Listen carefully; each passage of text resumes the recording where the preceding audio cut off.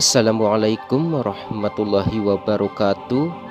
Kembali lagi bersama dengan saya Roni di channel Berpacu Dalam Misteri. Gimana kabar kalian? Semoga selalu diberikan kesehatan dan rezeki yang berlimpah. Di episode kali ini saya akan menceritakan sebuah cerita horor bersambung karya Ira Fatma III yang berjudul Lemah Wingit Part 1.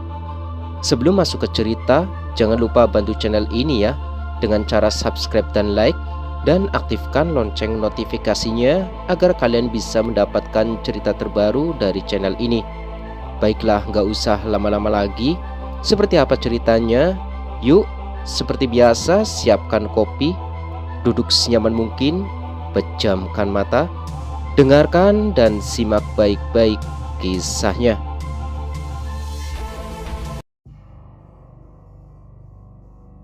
Semilir angin berhembus perlahan namun menyisakan hawa dingin yang mencekam. Suasana yang aneh ketika sebuah keluarga sedang berkemas memasukkan barang-barang yang akan mereka bawa ke dalam mobil pick-up. Mereka menyewa sebuah pick-up untuk mengangkut barang yang tak bisa dimasukkan ke dalam mobil, karena mobil yang mereka miliki hanya bisa mengangkut satu keluarga saja. Perkenalkan tokoh dalam cerita ini ya. Pak Paidi. Beliau adalah kepala rumah keluarga atau kepala rumah tangga. Pak Paidi bekerja di sebuah pabrik kertas sebagai tangan kanan kepala cabang di kota tempat dia tinggal saat ini. Bu Aisyah. Beliau adalah istri Pak Paidi. Keseharian Bu Aisyah menjaga toko beras milik keluarga. Marta. Anak sulung keluarga Pak Paidi dan Bu Aisyah, sifatnya egois dan suka kepo. Ali. Ali adalah adik Marta atau anak kedua Pak Paidi, sifatnya manja tapi penyayang. Vika. Anak ketiga dari Pak Paidi, sifatnya baik dan pengertian. Vina. Anak bungsu Pak Paidi, penyayang dan manja. Bella. Teman baik Marta, cerewet dan pengertian, suka menolong. April. Teman baik Marta, periang tapi penakut. Di sini kisah ini akan dimulai. Angin yang dingin berhembus perlahan, gumpalan awan hitam menyelimuti suasana pagi ini. Sepertinya akan datang hujan yang sangat deras atau mungkin hanya mendung tak berarti. Mereka semua telah bersiap untuk pindah rumah yang baru saja dibeli Pak Paidi karena mendapatkan bonus dari pabrik tempatnya bekerja. Bonus yang dia kumpulkan setahun ini mampu dia belikan rumah yang lebih besar daripada tempat tinggal yang lama, kecil dan sempit karena mereka memiliki toko beras yang cukup luas. Pak, sepertinya mau hujan.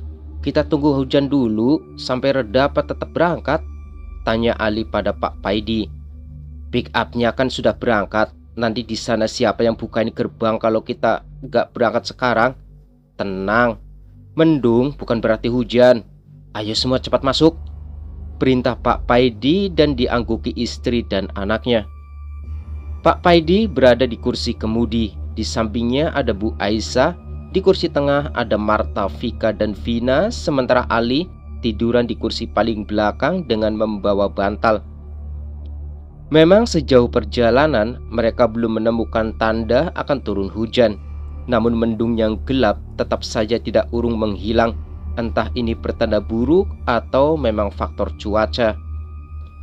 Rumah yang akan mereka tempati hanya akan mereka jadikan tempat tinggal saja. Sedangkan rumah yang lama sudah dijual. Pak Paidi ingin istrinya tidak lagi berjualan beras karena dia rasa gajinya lebih dari cukup untuk menghidupi keluarga sembari menabung untuk keperluan yang tak terduga. Terdengar suara petir menyambar-nyambar, namun hujan yang tak kunjung turun, hingga mobil mereka pun saat ini sudah memasuki pekarangan rumah baru yang akan mereka tempati. Pak Paidi segera memarkirkan mobilnya dan turun diikuti oleh semua penumpangnya. Selamat datang, gimana? Gede kan rumah yang Bapak beli? Kalian suka? Tanya Pak Paidi dengan senyum sumringah. Marta hanya celingukan kanan kiri melihat sisi rumah, sedangkan Vika dan Vina, anak kembar Pak Paidi, mereka nampak terkejut dan seakan takut akan tinggal di rumah ini. Ali baru beranjak keluar dari mobil dan merenggangkan badannya. Dia tak memperhatikan rumah barunya, dia hanya senang bisa pindah ke rumah yang lebih besar. "Ayo Pak, kita masuk. Cepat diberesin semua biar cepat kita istirahat," ajak Bu Aisyah. "Ayo, kalian masuk dan kemasi barang-barang yang sudah dibawa. Kalian boleh memilih kamar manapun yang kalian suka. Bapak sama Ibu mau bantu menata perkakas lain sama Pak Sopir," perintah Pak Paidi. Mereka semua mengangguk dan membawa kober masing-masing masuk ke dalam rumah. Rumah ini cukup luas. Marta memilih kamar yang paling depan, dekat dengan ruang tamu. Sedangkan Vika ingin tetap bersama Vina meskipun banyak kamar di rumah ini. Selagi mereka belum menikah, mereka ingin tetap sekamar. Kamar mereka di samping kamar Marta, sedangkan Ali memilih kamar di depan kamar Marta. Masih ada 3 kamar kosong lagi di deretan itu. Harusnya 1 untuk Vika, 1 untuk Pak Paidi dan Bu Aisyah, dan 1 untuk kamar tamu atau jika mereka memiliki asisten rumah tangga. Namun sementara waktu akan ada 2 kamar yang dibiarkan kosong. Setelah mereka berkemas sampai siang, Bu Aisyah memanggil mereka untuk makan siang dengan menu sederhana yang baru dia beli dari warung sebelah. Mereka pun berkumpul di ruang tengah sambil menonton TV. "Oh iya Pak, tadi waktu Ibu beli makanan ke warung nih, kata Ibu yang jualan, kok kita berani pindah ke rumah ini?" Nah Ibu jawab, "Emangnya kenapa gitu?" Kata Ibu yang jualan, "Rumah ini sama pemiliknya dulu tidak akan dijual ke siapapun. Dia heran kenapa kita bisa membeli rumah ini," cerita Bu Aisyah. "Ya Bapak nggak tahu Bu pemilik awalnya siapa. Yang pasti sertifikatnya sudah Bapak balik nama. Semua diuruskan sama teman Bapak. Bapak juga nggak mau ribet nanyain. Yang penting rumah ini nggak ruwet kepemilikannya. Berarti beres dan aman. Udah gitu aja Bu," jelas Pak Paidi sambil melanjutkan makan. Bu Aisyah hanya mengangguk mengerti. Mungkin pemilik lama rumah ini telah menjualnya tanpa sepengetahuan tetangga mereka. Jadi warung di sebelah pun tidak tahu menahu. "Oh iya Marta, kamu sudah Bapak belikan motor. Besok pasti dikirim ke sini. Jadi kamu gak perlu rebutan sama adekmu atau nebeng temanmu kalau mau kuliah," kata Pak Paidi. "Makasih ya Pak, Bapak pengertian banget," senyum Marta mereka. Dia yang sedari tadi masih senyum dengan suasana rumah, kini sudah bisa tersenyum mereka. "Wah, enak dong Mbak, Marta dapat motor baru. Jadi motor lama kita pakai berdua ya Mbak? Asik," jawab Vika cengengesan. "Ali, sabar dulu ya. Kamu pakai motor Bapak ya. Vika dan Vina pakai motor Ibu. Nanti kalau Ali udah lulus SMA, Bapak belikan motor baru," kata Pak Paidi menjanjikan. "Iya Pak, Ali ngerti kok. Makasih ya Pak. Ali udah kenyang nih. Mau ke kamar dulu, ngantuk banget." Ali bergegas dari duduknya menuju kamar. Vika dan Vina membantu Bu Aisyah membereskan piring makan, sementara Marta diajak Pak Paidi ke teras. "Ta, kamu kenapa? Sepertinya kurang nyaman di sini," tanya Pak Paidi.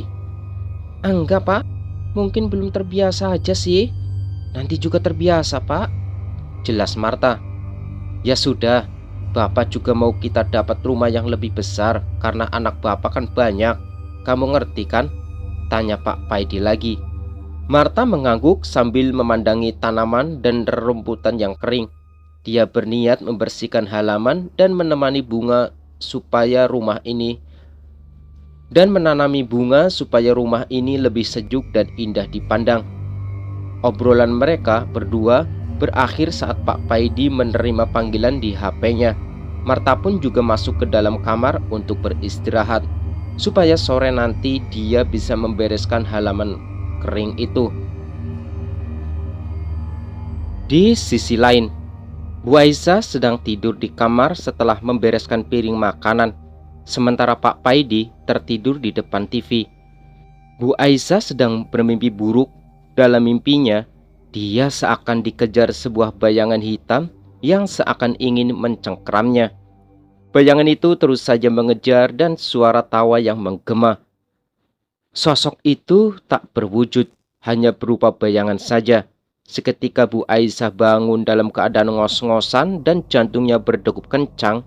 Bu Aisyah minum air mineral yang masih dia simpan di tasnya sewaktu perjalanan tadi. Bu Aisyah dari lahir memang memiliki karomah untuk bisa merasakan firasat buruk yang entah dia sendiri tak tahu maksudnya apa. Di sisi lain, dia bisa mengetahui orang yang akan meninggal dalam waktu dekat hanya dengan berpapasan dengan mereka. Mimpinya kali ini dia tak mengerti apa maksudnya. Pikiran buruk segera dihilangkannya. Bu Aisyah memilih sholat duhur sebelum melanjutkan tidur siangnya. Marta yang sedari tadi di kamar, dia keluar dan mendapati ibunya kembali ke kamar. "Loh, Bu, dari mana?" tanya Marta. Baru sholat. Kamu udah sholat belum?" tanya Bu Aisyah. "Udah, Bu. Kirain ibu tidur tadi." "Oh ya, Bu, temenin Marta beresin halaman depan yuk, Bu. Rumput keringnya diberesin. Ntar sore Marta mau ke toko bunga. Kita tanami bunga di halaman biar sejuk. Ibu mau kan?" tanya Marta. Bu Aisyah masih belum fokus. Dia terbayang mimpi pendek dalam tidur singkatnya. "Bu, ibu mikirin apa sih? Kok ngelamun?" "Enggak, Tak." "Oke, ibu bantuin yuk. Ibu ambilin cangkul sama pisau dulu di belakang. Kamu tunggu di depan ya," kata Bu Aisyah sambil masuk ke dalam. "Ibu kenapa ya?" gumam Marta dalam hati. Mereka berdua membersihkan halaman dan mencabut rumput kering. Semua tanaman di halaman tak ada yang masih hijau. Semua kering, entah berapa lama pemiliknya tak menyirami rumah ini. Atau mungkin memang kosong lebih dari 1 bulan. Saat mereka sibuk, ada 2 orang tetangga yang lewat. Mereka menyapa tetangga baru. "Mari Bu, mampir. Saya tinggal di sini sekarang," kata Bu Aisyah dengan ramah. "Iya Bu, terima kasih. Nama saya Bu Ratna dan ini Bu Eka. Mbak ini anak Ibu?" tanya Bu Ratna sambil menunjuk Marta. "Iya Bu, anak sulung saya. Marta, rumah kalian di mana Bu?" tanya Bu Aisyah. "Rumah saya di samping warung sebelah rumah Bu Aisyah. Kalau rumah Bu Eka ada di belakang rumah saya Bu. Kapan-kapan Bu Aisyah boleh loh main ke rumah saya," tawar Bu Ratna ramah sekali. Bu Aisyah seperti mendapat firasat buruk melihat mata Bu Eka. Namun dia tak ingin mengatakannya. Bu Aisyah hanya mengangguk saja. "Iya Bu, pasti," jawaban singkat Bu Aisyah yang masih memandangi Bu Eka. "Ada apa Bu?" tanya Marta. "Enggak. Kamu sapu ya habis ini," jawab Bu Aisyah. Akhirnya kedua tetangga baru itu berpamitan pulang ke rumah mereka. Namun naas, saat Bu Ratna berhenti karena sandalnya putus, Bu Eka berjalan sendiri tak menyadari Bu Ratna yang berhenti di pojok gerbang rumah Bu Aisyah. Dari jalan searah ada motor melaju kencang menabrak pohon besar di depan warung dan terseret hingga menabrak Bu Eka, sehingga mereka, Bu Eka dan pengendara tersebut bersimbah darah. Pengendara tersebut kritis, namun Bu Eka meninggal di tempat, tepatnya di jalan depan rumah Bu Ratna. Bu Ratna syok mengetahui hal itu. Dia berlari menghampiri Bu Eka yang bersimbah darah dan kepalanya bocor terseret jalanan aspal. "Bu, sepertinya ada kecelakaan. Kita lihat yuk," ajak Marta. "Ibu takut tak? Kamu aja ya," kata Bu Aisyah. "Ya udah, Marta ke sana, Bu." Marta berjalan mendekati warga yang berkerumun. Dia dapati Bu Eka yang sudah bersimbah darah tergeletak di aspal jalan.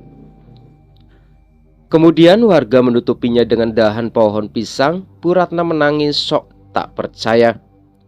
Marta kasihan dengan Bu Eka. Baru saja dia temui, dia langsung pergi menemui Tuhan. Marta berjalan pulang dan mendapati ibunya melamun. "Bu, masih di sini?" tanya Marta. "Iya, habis nyapu. Gimana tadi? Bu Eka meninggal ya?" tanya Bu Aisyah. Marta mengernyit heran.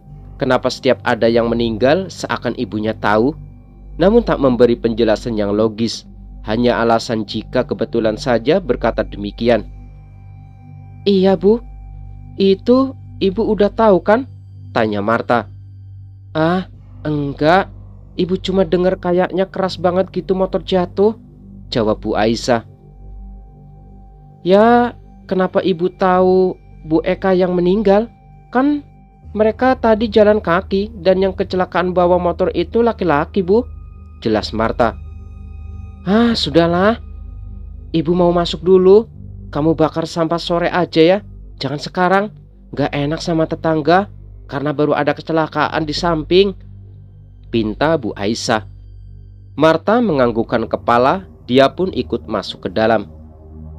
Marta mulai berpikir sesuatu, bahwa ibunya istimewa, namun menyembunyikan semua agar tiada yang mengetahui. Kadang keistimewaan seseorang berbuah ketakutan dan banyak dibenci orang lain. Sedangkan bagi pemilik keistimewaan bisa berarti semua kutukan atau kelebihan tersendiri yang sebagian orang akan mensyukurinya. Suara lantang seorang muazin masjid memberitahukan bahwa salah seorang warga desa telah meninggal dunia. Sejak pindah ke rumah baru, Marta dan keluarganya harus disambut dengan kematian tetangga mereka. "Ibu mau melayat ke rumah Bu Eka. Marta ikut ibu yuk," ajak Bu Aisyah. "Iya Bu, sebentar Marta ganti baju." Setelah mereka siap, Bu Aisyah dan Marta menuju ke rumah duka. Banyak warga yang masih belum mengenal Bu Aisyah dan Marta. Ada yang menanyai mereka, ada pula yang melirik saja.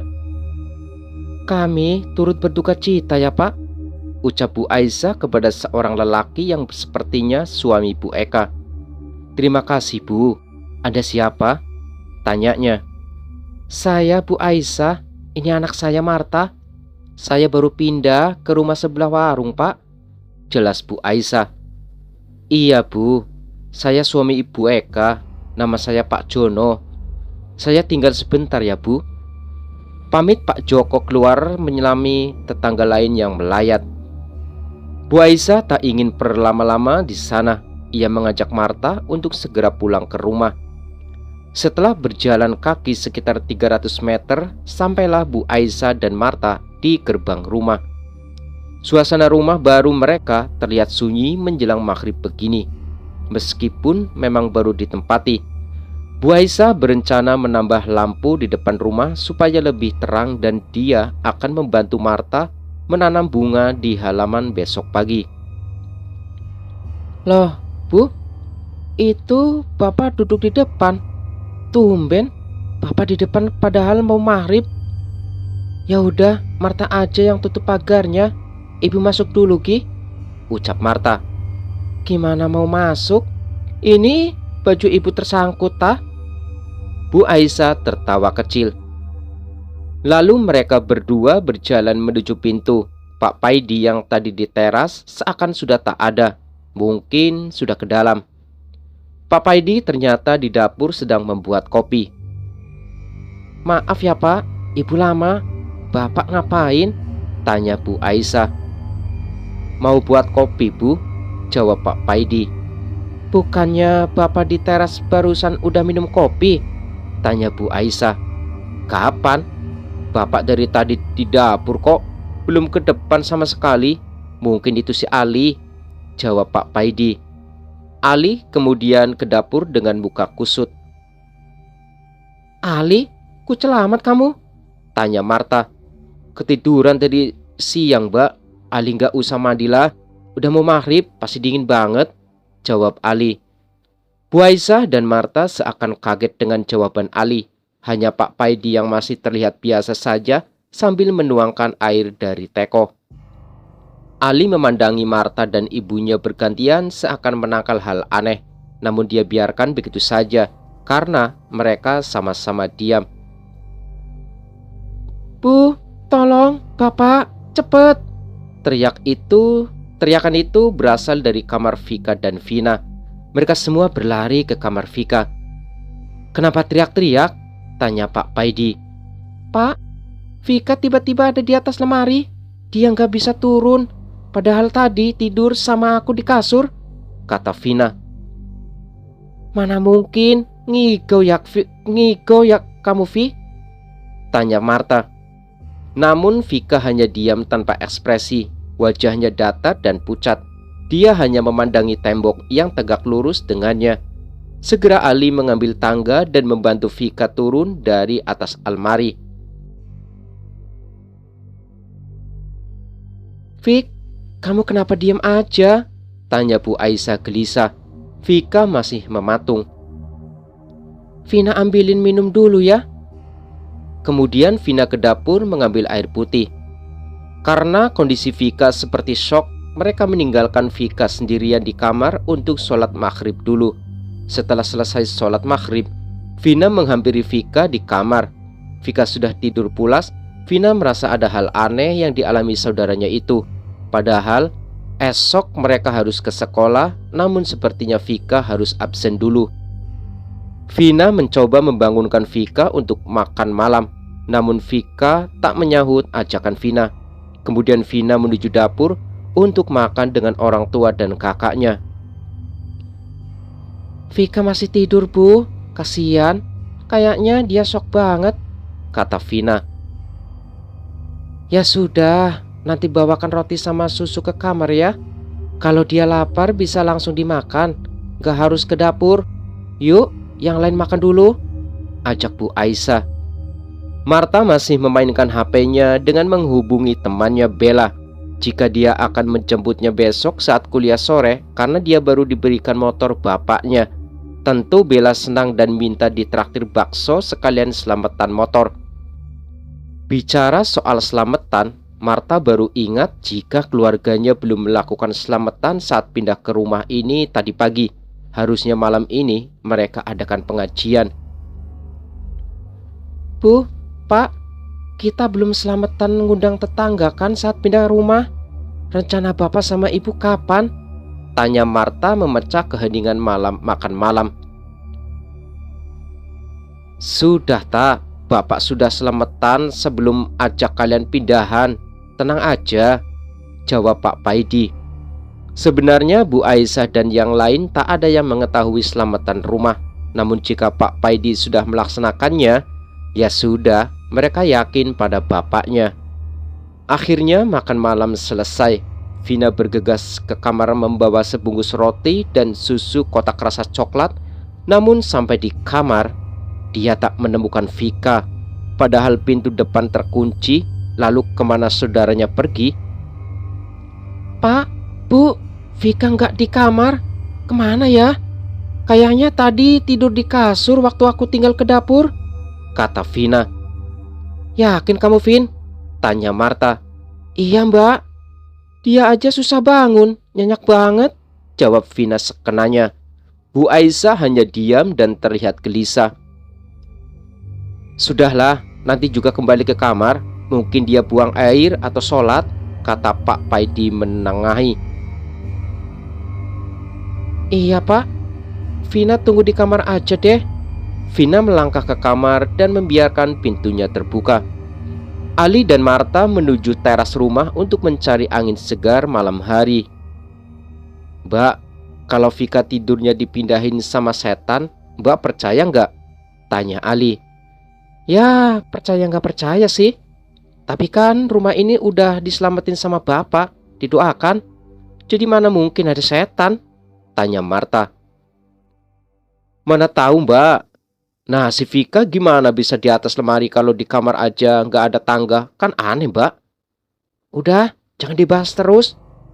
Bikin Mbak Pano aja kamu," jawab Marta mengakhiri pembicaraan. Sedangkan di balik pintu seakan ada yang mengamati mereka berdua. Senja sudah terlihat.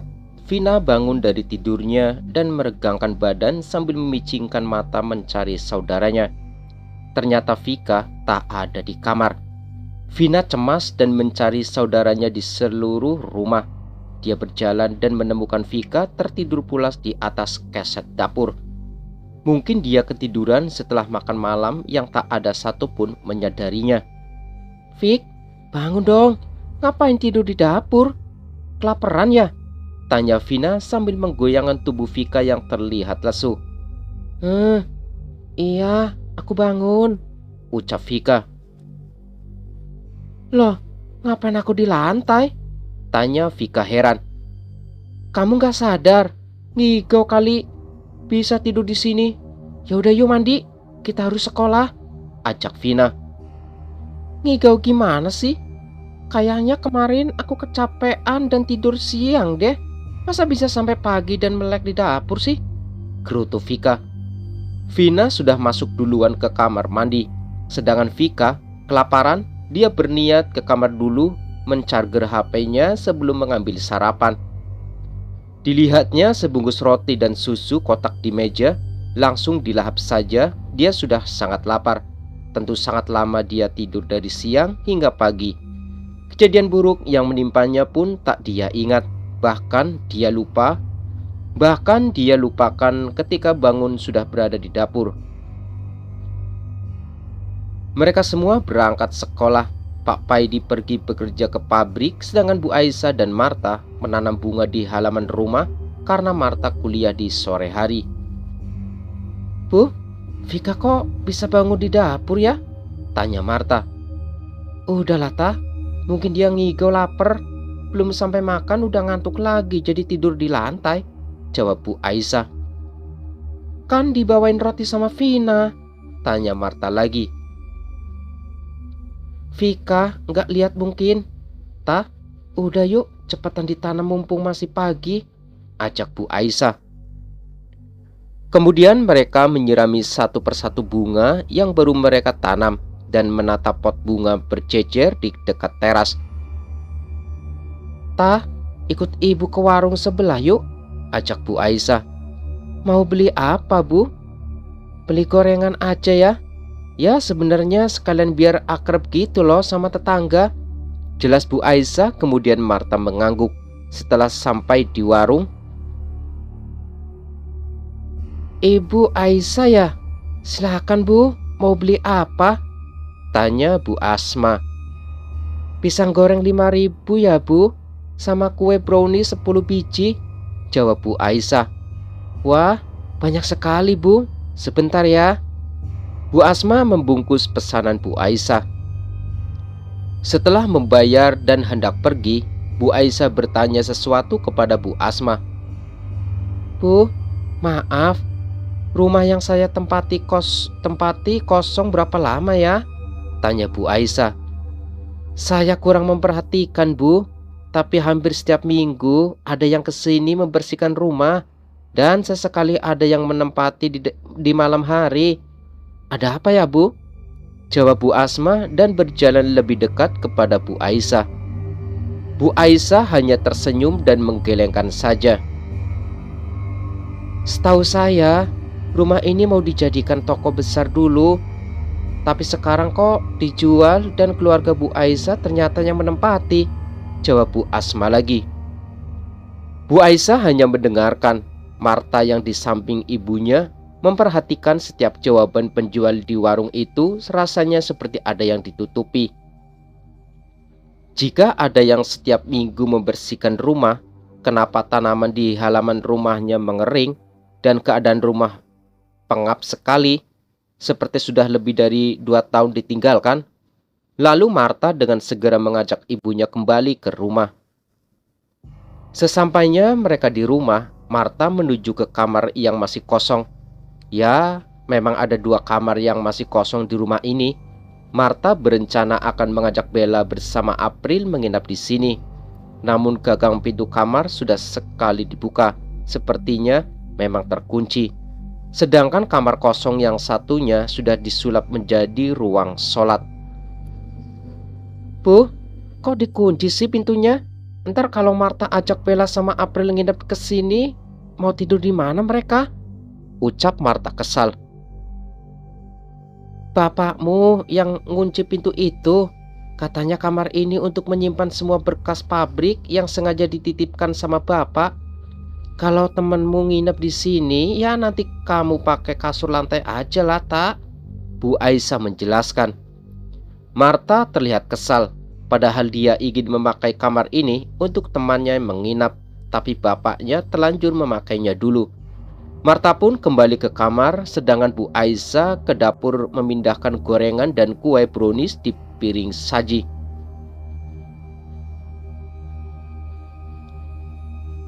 Marta segera berlari keluar melihat siapa yang datang. Wah, Bu, motor Marta datang, Bu. Ayo Bu sini, panggil Marta pada ibunya. Lalu dia membuka gerbang rumah dan memastikan bahwa itu adalah petugas dealer yang mengantar motor yang dibelikan oleh bapaknya. Wah, ini motor yang aku pengen, ucap Marta gembira. Oh iya Mas, ini buat Mas berdua. Terima ya. Bu Aisyah menyodorkan amplop tanda terima kasih. Wah, ini sudah tugas kami Bu, tapi kami mengucapkan terima kasih banyak. Rezeki nggak boleh ditolak. Hehehe. Jawab salah satu karyawan dealer lalu berpamitan pergi. Kemudian Marta mencoba motor baru Beat warna putih hijau tanpa plat itu. Bu Aisyah hanya tersenyum melihat anaknya yang begitu senang mendapat motor baru. Tah, nanti kan kamu kuliah. Sebagai tanda selamatan kamu dapat motor baru, teman-teman kamu diajak ke sini ya. Nanti ibu masakin buat syukuran, kata Bu Aisyah. Siap Bu, entar Marta ajak Bella sama April ke sini. Sekalian kalau mereka mau nginep sih. Hehe, makasih ya Bu. Muah. Marta mencium pipi ibunya. Setelah mencoba motor baru, Marta memarkirkan motornya di samping rumah dan bergegas masuk ke dalam untuk memberitahu kedua temannya. Setelah itu, Marta merebahkan diri di kasurnya yang empuk. Hari yang bahagia banget, diajak pindah rumah yang lebih luas, dapat motor baru, terus seneng deh pokoknya, gumam Marta. Di kampus. Wih, motor baru nih. Pajak dong pajak, ucap April sambil menyenggol lengan Marta. Jadi ngajak makan-makan sepulang kuliah gara-gara si putih ini. Wah, asik dong, sahut Bella. Iya, bapakku lagi ada rezeki jadi aku dibeliin motor baru. Senang banget. Oh iya, kalian mau nggak nginep sekalian di rumahku? Tawar Marta. April dan Bella saling memandang satu sama lain. Marta mengerti dia belum memberitahu mereka jika sudah pindah rumah. Mungkin mereka mengira rumah Marta yang lama pasti sesak jika mereka ikut menginap di sana. Woi, bengong, kenapa? Mau kan nginep di rumahku? Tanya Marta lagi. Lihat ntar aja deh tah, jawab April manyun.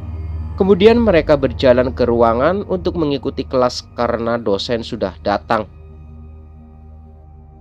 Setelah Marta, April, dan Bella selesai mengikuti kelas hari ini, mereka menuju parkir kampus karena sudah pukul 8 malam. Maka mereka harus segera menuju rumah Marta. Yuk girls, udah lapar kan? Ngebut dikit, gak apa-apa kan ya sekali-kali, ucap Marta. April dan Bella mengangguk. Mereka menaiki motor masing-masing dan menuju rumah Marta. Dalam perjalanan, April dan Bella dibuat bingung karena jalan yang dilewati Marta berbeda.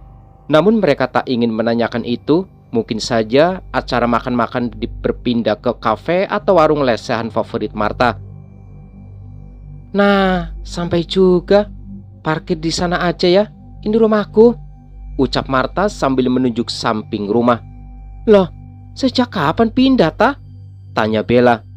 Baru kemarin pagi sih. Yuk masuk, ajak Marta. April memandang sekeliling rumah Martha. Takut, ya, suasana yang cukup mencekam. Kenapa Martha dan keluarganya pindah ke rumah yang seperti ini? April merasa kurang nyaman dengan rumah baru Martha. Sementara Bella hanya diam melihat ke jendela samping rumah, seperti ada yang mengintip. Di tepisnya pikiran negatif itu, mungkin saja adik Martha di sana. Silakan masuk. Wah, April dan Bella sudah datang. Langsung ke belakang yuk makan bareng, ajak Bu Aisyah. Bu, Papa belum pulang ya? Tanya Martha. Belum ta, mungkin lembur. Ya sudah, ayo teman-teman kamu diajak makan. Adik-adik kamu sudah makan semua sama ibu tadi, kata Bu Aisyah. Martha mengangguk. Makasih ya Bu, kita makan gratis malam ini, ucap April sambil tertawa. Bu Aisyah hanya tersenyum memahami tingkah April. Selamat makan, ucap Bella dan April serempak disusul tawa Martha cekikikan. Ta, rumah kamu luas banget ya. Tapi kamu gak takut apa pindah ke sini? Tanya April sambil mengambil minum. Takut apaan? Tanya Martha. Ya gak tahu, aku sejak datang tadi terasa takut aja, ucap April. Ya elah April, udah cepetan ambil makannya. Kamu si Ratu Parno, apa-apa mesti takut. Lagian takut tuh sama Tuhan, ucap Bella menasehati April. Martha hanya tertawa lirih melihat temannya salting karena diledek penakut. Oke ta, aku mau kok nginep di sini, ucap Bella. Yakin Bel? Tanya April. Ya iyalah, ini udah jam 9 malam. Kamu mau motoran pulang? Kalau ketemu begal gimana? Ucap Bella dengan pertanyaan yang realistis. Kirain kemalaman takut ketemu hantu. Iya dia mau. Aku takut ketemu hantu kalau pulang kemalaman, jawab April sambil menggaruk kepalanya. Ah, apa sih Ratu Parno? Martha tertawa lagi melihat wajah ketakutan April. Kemudian mereka beranjak dari tempat untuk melanjutkan makan di teban TV sambil bergosip. Jangan ditiru ya. Setelah selesai makan, mereka kembali lagi ke depan TV untuk sekedar bercanda. Tiba-tiba listrik padam. Martha mencoba memanggil ibunya untuk meminta lampu emergensi. Namun ibunya tak menyahut. Apa ibunya sudah tidur? Tunggu ya, aku ke kamar ibu dulu bawa senter HP. Kalian di sini aja, ucap Martha. Martha pun melangkah menuju kamar Bu Aisyah. Bu, ibu nyimpen lampu emergensi di mana? Tak juga ada yang menyahut. Martha melangkah masuk dan mencari di laci kamar ibunya. Tak juga dia temukan. Lalu dia berbalik badan dan melihat sosok menyeramkan dengan wajah gosong berjubah putih sedang menyunggingkan bibirnya. Martha kaget dan badannya kaku. Dia tak mampu berteriak. Makhluk itu maju dan mendekati Martha. Jaraknya saat ini sudah sejengkal tangan. Martha terbelalak melihat makhluk menyeramkan itu, lalu dia pingsan. Bersamaan saat Martha pingsan, listrik sudah kembali menyala. Bu Aisyah yang sedari tadi ada di kamar sedang tidur, terbangun karena mendengar ada yang memanggil. Loh, Martha, kok tidur di sini? Bangun, ta, bangun. Ibu, tanya Martha. Kamu ngapain tidur di lantai kamar ibu? Tanya Bu Aisyah. Ah, enggak Bu. Tadi mati lampu, terus Martha kesini mau ambil lampu emergensi.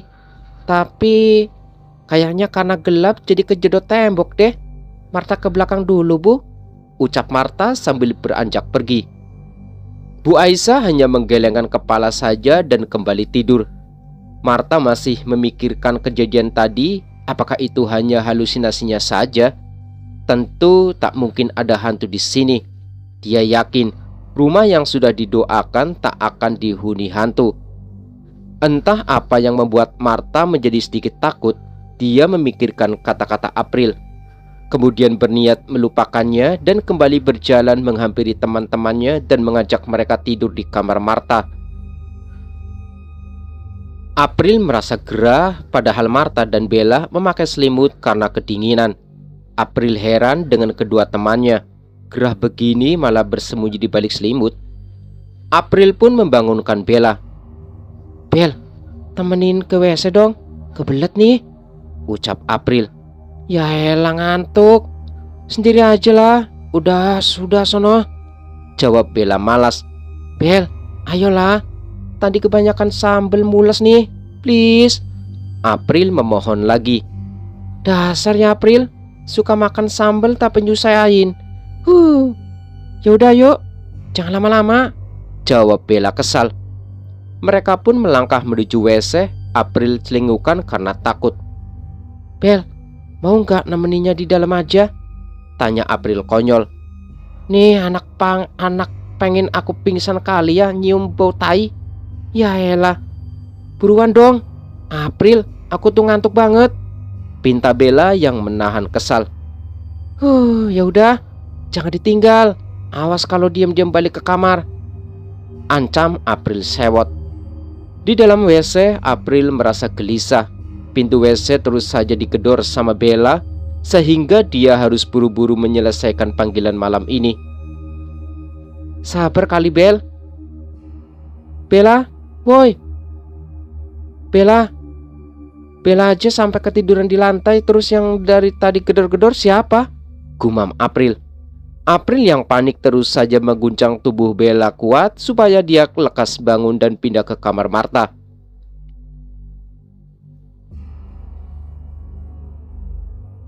Bella kelabakan. Dia tak bertanya apapun pada April karena dia tahu sahabatnya yang satu itu memang penakut dengan tempat asing. Sedangkan April tak berani bertanya pada Bella. Dia memilih diam dan menganggap kejadian tadi hanyalah telinganya yang salah dengar.